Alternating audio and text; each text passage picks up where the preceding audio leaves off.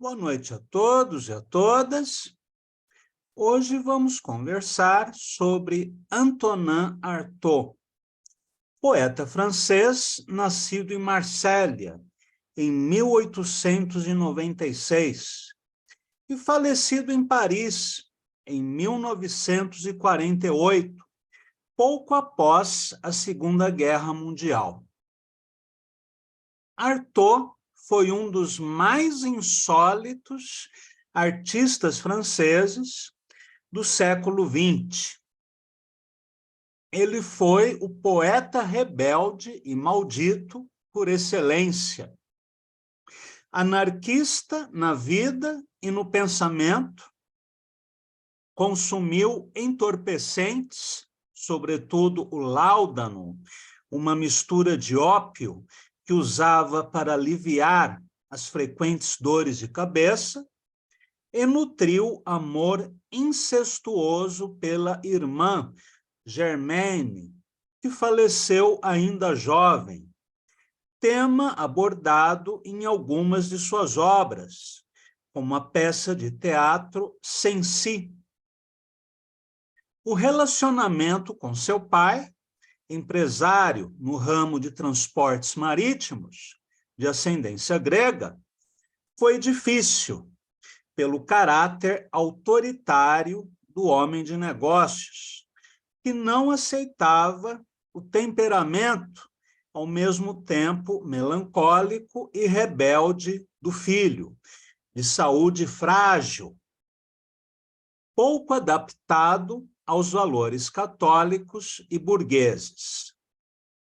Apesar da relação difícil no ambiente familiar, Artaud gostava das palavras de origem grega, que mais tarde influenciariam os seus poemas sonoros, formados por sequências de termos abstratos, criados por ele, e sem um sentido preciso, como estes.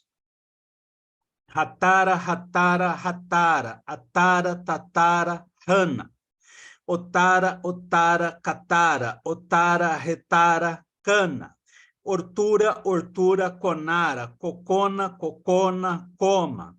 Curbura, curbura, curbura, curbata, curbata, queina. Peste antipestantum putara, peste antipestantum putra. Podemos comparar os poemas sonoros de Artaud com experiências similares realizadas por poetas como Velimir Klebnikov e o alemão Kurt Schwitters. Vamos ler primeiro um poema do russo Klebnikov. Bobe-obi, cantar de lábios. Lhe-omi, cantar de olhos. Si-e-o, cantar de cílios. Sti-o-e-ei, cantar do rosto. Gri-gsi-gsiu, o grilhão cantante. Assim, no bastidor dessas correspondências, transespaço vivia o semblante. Neste poema, Klebnikov introduz a linguagem zaum, ou seja, palavras abstratas, inventadas por ele, misturadas com outras palavras do léxico comum. Se nós dividirmos este poema ao meio, em duas colunas verticais, no lado esquerdo teremos bobe-obi, lhe-omi, si-e-o, sti-o-e-ei, gri-si-xiu. E no lado direito, cantar de lábios, cantar de olhos, cantar de cílios, cantar do rosto, grilhão cantante. Já o alemão Kurt Schwitters, poeta e artista plástico, escreveu: Tila lola lula lola, tila lula lola lula, tila lola lula lola, tila lula lola lula. Os poemas em glossolalia de Artaud assim como a linguagem transmental, ou Zaun, de Klebnikov, e os experimentos dadaístas de Kurt Schwitters, buscavam recuperar a ancestralidade e a força mântrica das invocações mágicas, orações e hinos de antigas culturas, ao mesmo tempo que rompiam com a rede de significados, abrindo terreno para a intervenção do inconsciente e uma fruição puramente sensorial das palavras, uma experiência alucinatória, ou quase alucinatória. Muito bem. Artaud tinha vivo interesse pela magia e por antigas religiões, e em especial pelo xamanismo dos índios mexicanos e os cultos africanos de santeria de Cuba, que ele visitou na década de 1930, ocasião em que conheceu um feiticeiro que lhe deu de presente uma espada com poderes místicos. A experiência de Artaud nesses cultos, inclusive com o uso ritual do peiote, inspiraram poemas como este: Tutuguri, o rito do sol negro. E lá embaixo, no pé da encosta amarga, cruelmente desesperada do coração, abre-se o círculo das 6 cruzes, bem lá embaixo, como se incrustada na terra amarga, desencrustada do imundo abraço da mãe, que baba. A terra do carvão negro é o único lugar úmido dessa fenda de rocha. O rito é o novo sol passar através de 7 pontos, antes de explodir no orifício da terra. Há 6 homens, um para cada sol, e um 7º homem, que é o sol cru, vestido de negro e carne viva.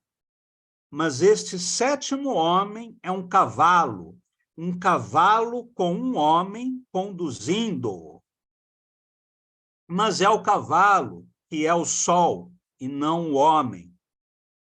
No dilaceramento de um tambor e de uma trombeta longa, estranha, os 6 homens que estavam deitados, tombados no rés do chão, brotaram um a um como girassóis. Não sóis, porém solos que giram, lotos d'água, e a cada um que brota corresponde cada vez mais sombria e refreada a batida do tambor, até que, de repente, chega a galope, a toda velocidade, o último sol, o primeiro homem, o cavalo negro com um homem nu, absolutamente nu e virgem em cima. Depois de saltar, eles avançam em círculos crescentes, e o cavalo em carne viva empina-se e corcoveia sem parar na crista da rocha, até os 6 homens terem cercado completamente as 6 cruzes. Ora, o tom maior do rito é precisamente a abolição da cruz, em letras maiúsculas. Quando terminam de girar, arrancam as cruzes do chão, e o homem nu, a cavalo, ergue uma enorme ferradura banhada no sangue de uma punhalada. Em 1937, Artaud visitou a Irlanda, munido de uma bengala entalhada de São Patrício, que ele julgava ser um bastão mágico. Em Dublin, envolveu-se em uma confusão até hoje pouco esclarecida e foi deportado para a França, onde foi preso e colocado em camisa de força. O histórico psiquiátrico de Artaud começou já na adolescência, sendo internado em um hospital psiquiátrico aos 19 anos de idade.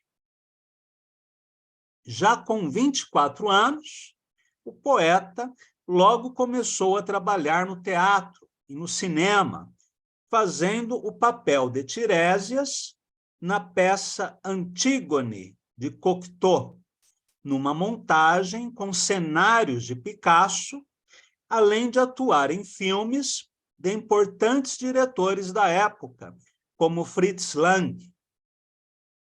Artaud participou do movimento surrealista de 1924 a 1926, editando o terceiro número da revista La Révolution Surréaliste, mas rompe com o grupo por discordar da filiação ao Partido Comunista Francês.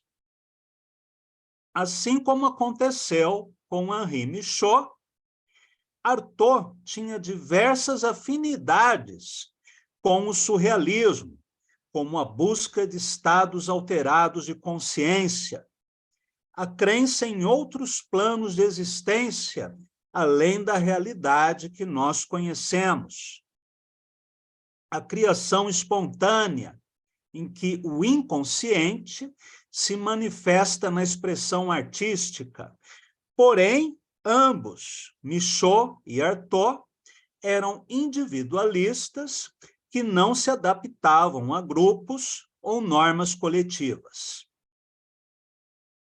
Após desligar-se do movimento surrealista, Artaud dedicou-se com mais empenho ao teatro. Cria a Companhia Alfred Jarry, que durou de 1926 a 1929, e cria o chamado Teatro da Crueldade, que rompe com a tradição dramática clássica. Artaud defendia o fim da divisão entre palco e plateia, a interação entre os artistas e o público, o uso de espaços não convencionais para a representação, como galpões, hospitais, prisões ou igrejas, e, sobretudo, a afirmação do teatro como uma experiência ritualística, dionisíaca, com especial ênfase dada à expressão corporal e ao trabalho vocal dos atores. Estas ideias foram desenvolvidas por ele no livro O Teatro e seu Duplo, publicado em 1938.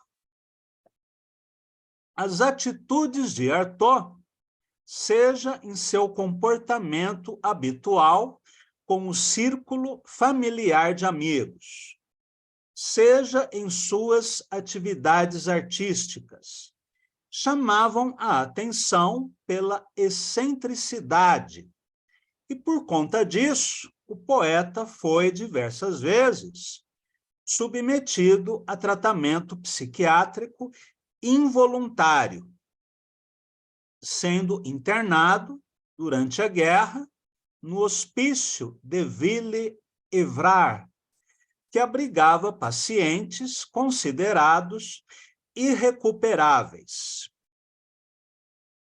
Neste manicômio, passou fome e correu risco de vida, até ser transferido para outro hospital, em Rodez, onde estabelece uma estranha amizade com o médico-chefe, Dr. Ferdier, que o incentivava a retomar a sua atividade literária, mas, ao mesmo tempo, o submeteu a sessões de eletrochoque, que prejudicaram a sua saúde física e mental.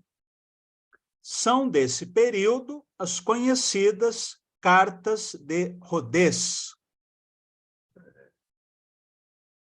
Após a guerra, um grupo de artistas e intelectuais europeus, entre eles Pablo Picasso, Jean-Paul Sartre e Simone de Beauvoir, organizou um movimento para que Artaud fosse liberado dessa instituição e obtivesse apoio financeiro para sua subsistência. O paciente recebeu alta, mas, pouco depois, interna-se por conta própria em uma clínica em Ivry, onde morou e faleceu no mesmo quarto em que fora internado Gerard de Nerval, agarrado a um sapato. Esse histórico de patologia mental, porém, não impediu que o artista fosse um dos mais relevantes da primeira metade do século XX, e não apenas na poesia. Artaud escreveu livros de viagens, como os Tarahumaras, prosas narrativas longas e inclassificáveis, como Heliogábalo ou o Anarquista Coroado, manifestos, cartas, peças teatrais e ensaios.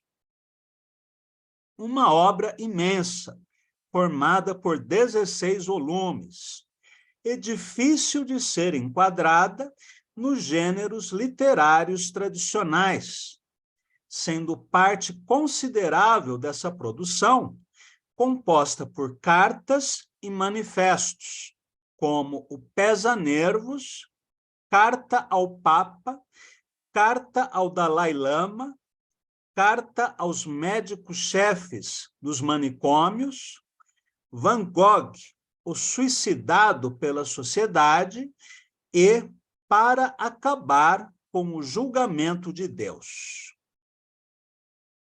Conforme escreve Cláudio Viller, tradutor de Artaud para o português, abre aspas, tudo o que, aos olhos de seus contemporâneos, pareceu mero delírio e sintoma de loucura, agora é referência obrigatória para as mais avançadas correntes de pensamento crítico e criação artística, nas suas várias manifestações, teatro, arte de vanguarda e criações experimentais, manifestações coletivas e espontâneas, poesia, linguística, semiologia, psicanálise, antipsiquiatria, cultura e contracultura. Fecha aspas. Neste sentido, podemos fazer uma aproximação entre Artaud e Bispo do Rosário, marinheiro, boxeador e artista plástico sergipano, que viveu durante 50 anos internado em um hospital psiquiátrico, ao lado de mendigos, alcoólatras, prostitutas, órfãos e outros cidadãos considerados indesejáveis. Bispo do Rosário é um dos mais originais criadores da arte brasileira contemporânea e, ao contrário de Artaud, não teve acesso à chamada cultura de alto repertório. Recolhendo cordões, tecidos e outros objetos descartados como lixo, ele criou vestimentas e objetos inusitados, que podemos comparar com os parangolés de Hélio Oiticica e aos ready-made de Marcel Duchamp. sem ter acesso à educação formal, Bispo do Rosário conseguiu desenvolver uma sofisticada técnica artística que envolvia costura, bordado, montagem e colagem de materiais, sensibilidade para a combinação de cores, formas e objetos, com plena consciência da linguagem visual, por mais que fosse considerado louco pelos psiquiatras da época.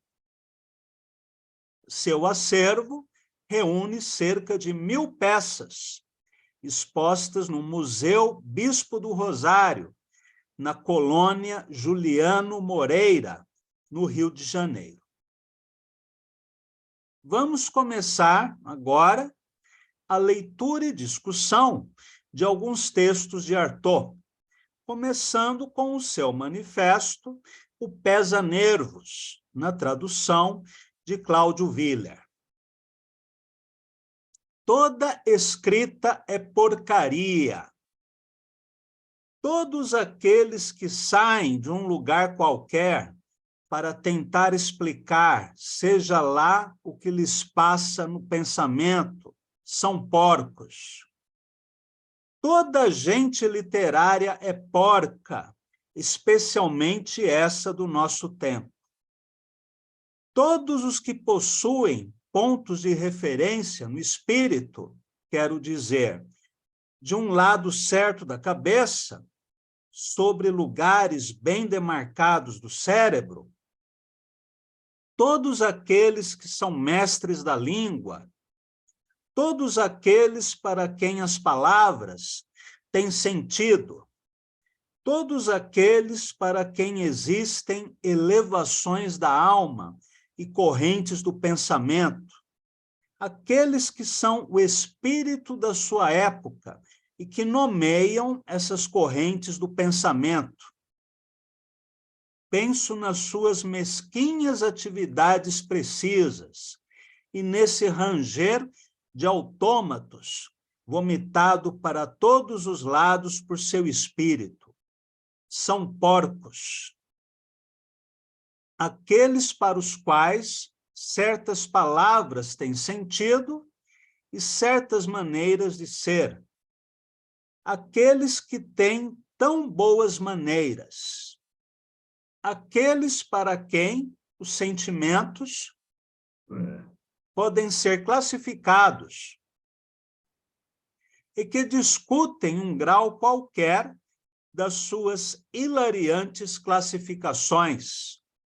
Aqueles que ainda acreditam em termos, os que mexem com as ideologias de destaque na época, aqueles cujas mulheres falam tão bem, e suas mulheres também, que falam tão bem e falam das tendências da sua época, os que ainda acreditam numa orientação do espírito, os que seguem caminhos, os que acenam com nomes, que fazem gritar as páginas dos livros. Esses são os piores porcos. Moço, como você está sendo gratuito. Não, penso nos críticos barbudos. Já falei, nada de obras, nada de língua, nada de palavras, nada de espírito, nada. Nada a não ser um belo pesa-nervos, uma espécie de parada incompreensível e bem levantada no meio de tudo no espírito. E não esperem que eu nomeie esse tudo. Diga em quantas partes ele se divide, qual é seu peso, que eu entre nessa, que me ponha a discutir esse todo, e que discutindo me perca, e assim comece, sem saber, a pensar, e que se esclareça que viva, que se atavie com uma multidão de palavras, todas bem untadas de sentido, todas diferentes, capazes de expor todas as atitudes, todas as sutilezas de um pensamento tão sensível e penetrante. Esses estados nunca nomeados, essas situações eminentes da alma. Esses intervalos do espírito. Essas minúsculas falhas que são o pão cotidiano das minhas horas. Essa formigante população de dados. São sempre as mesmas palavras que eu uso e, na verdade, pareço não avançar muito no meu pensamento. Mas, na realidade, avanço muito mais que vocês. Burros barbados, porcos pertinentes, mestres do falso verbo, masturbadores com fotografias, folhetinistas, rés do chão, engordadores de gado, entomologistas, chaga da minha língua. Já disse, eu perdi a fala.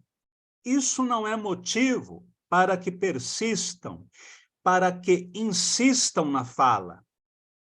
Chega, serei compreendido daqui a 10 anos pelas pessoas que então estiverem fazendo o que vocês fazem agora. Então conhecerão meus mananciais de água fervente, verão minhas geleiras, aprenderão a neutralizar meus venenos, entenderão os jogos da minha alma. Então, todos os meus cabelos estarão grudados na cal da vala comum, todas as minhas velas mentais. Então enxergarão meu bestiário e minha mística terá se transformado em bandeira. Então verão as juntas das pedras fumegarem, arborescentes ramalhetes de olhos mentais, se cristalizarão em glossários. Então verão tombarem aerólitos de pedra. Então verão cordas. Então compreenderão a geometria sem espaço. Entenderão a configuração do espírito e saberão como perdi meu espírito. Então compreenderão por que meu espírito não está mais aí. Então verão todas as línguas se paralisarem, todos os espíritos ressecarem, todas as línguas se encarquilharem, os vultos humanos se achatarem e desinflarem, como se aspirados por ventosas sugadoras. E esta lubrificante membrana continuará flutuando no ar, esta membrana lubrificante e cáustica, esta membrana com dupla espessura, inúmeros níveis, uma infinidade de fendas, esta melancólica e vítrea membrana, porém tão sensível, tão pertinente, tão capaz de se desdobrar, se multiplicar, de dar voltas com a sua reverberação de fendas, estupefacientes, irrigações penetrantes e contagiosas. Então acharão que estão tudo muito bem e não precisarei mais falar. Fecha aspas, fim do manifesto do Pesa-Nervos.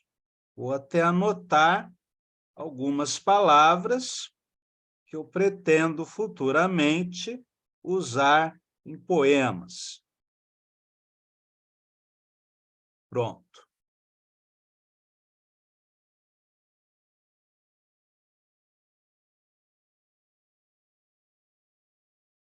Este manifesto, voltado contra as instituições literárias de seu tempo, as academias de letras, as escolas literárias consagradas, os padrões convencionais de bom gosto, tem evidente caráter crítico e polêmico, sem propor um programa alternativo, sem apresentar novos conceitos ou uma nova estética.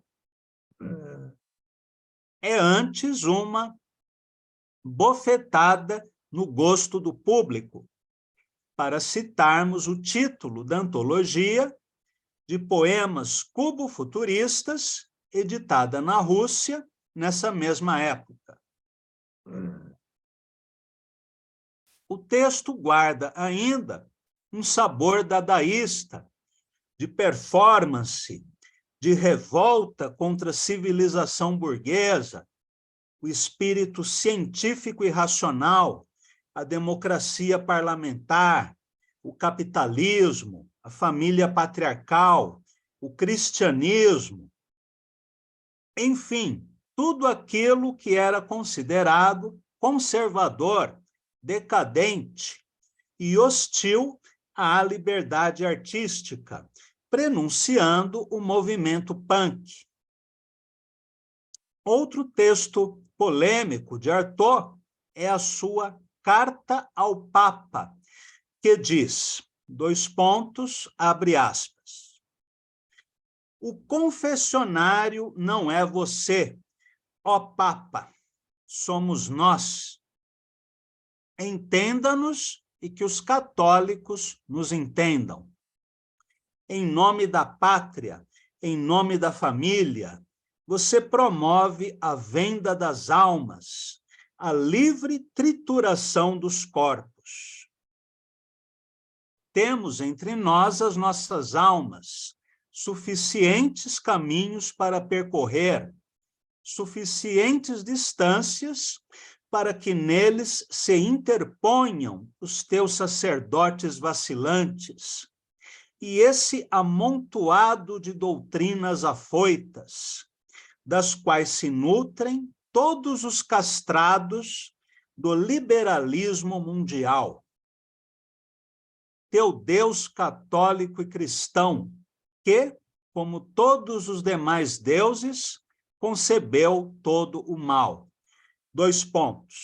Primeiro, você o enfiou no bolso. Segundo, nada temos a fazer com teus cânones, índex, pecado, confessionário, padralhada. Nós pensamos em outra guerra, guerra contra você, Papa Cachorro. Aqui, o espírito se confessa para o espírito. De ponta a ponta do teu carnaval romano, o que triunfa é o ódio sobre as verdades imediatas da alma, sobre estas chamas que chegam a consumir o espírito. Não existem Deus, Bíblia, Evangelho. Não existem palavras que possam deter o espírito. Nós não estamos no mundo, ó Papa, confinado no mundo. Nem a terra, nem Deus falam de você. O mundo é o abismo da alma, Papa caquético, Papa alheio à alma. Deixe-nos nadar em nossos corpos. Deixe nossas almas em nossas almas. Não precisamos do teu facão de claridades. Fecha aspas, fim da citação. A partir da leitura desses textos, podemos considerar a escrita de Antonin Artaud não apenas em seus manifestos, mas também em seus textos poéticos, cartas, textos teatrais, narrativas, como intervenções crítico-criativas espontâneas, que não se enquadram em gêneros literários, em estéticas, escolas ou programas, ao mesmo tempo que apresentam forte afinidade com a tradição dos poetas românticos e simbolistas, em especial Gerard de Nerval, Baudelaire, Rimbaud e Lautréamont. Vamos ler agora um poema de Artaud, traduzido por Aníbal Fernandes. Postscriptum. Quem sou? De onde venho?